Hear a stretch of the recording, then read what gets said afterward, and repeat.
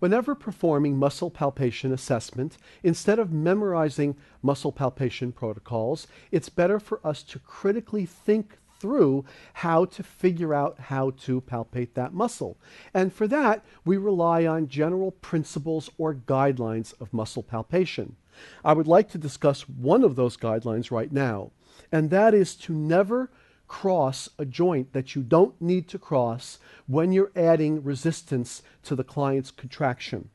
So if I were to use an example like the pronator teres here, if I want Justin to try to pronate his forearm at the radial-ulnar joints against my resistance, whether I do it this way or this way, in either case, notice that I stay on his forearm. I do not cross his wrist joint. Many people will come around from here, grasp the client's hand like they're shaking hands, and say, now try to pronate against my resistance. And if he does that now against my resistance here, he very well, I'm going to turn you this way, now try to pronate. You will see him tighten other muscles along here. There's flexor carpi radialis, there's palmaris longus, because I'm inviting him to try to flex his hand at the wrist joint against this resistance.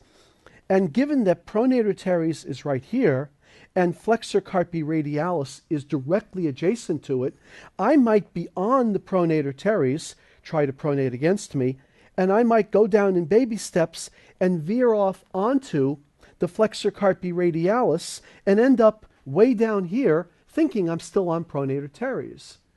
So whenever you add resistance to the client's contraction, never cross a joint that you don't have to cross. If you're adding resistance to forearm pronation, stay on the forearm. Now, of course, the more distal I go on the forearm, the better leverage force I'll have, so that's to my advantage to be more distal, but don't cross the wrist. Even if I were trying to palpate something like biceps brachii or brachialis, I would not go onto his hand because he would be contracting from other muscles crossing the wrist. I would, again, since we're trying to do flexion of the forearm, in this case the elbow joint, I would stay on the forearm. So, this palpation guideline is, whenever adding resistance to the client's contraction in a muscle palpation protocol, never cross a joint that you do not need to cross.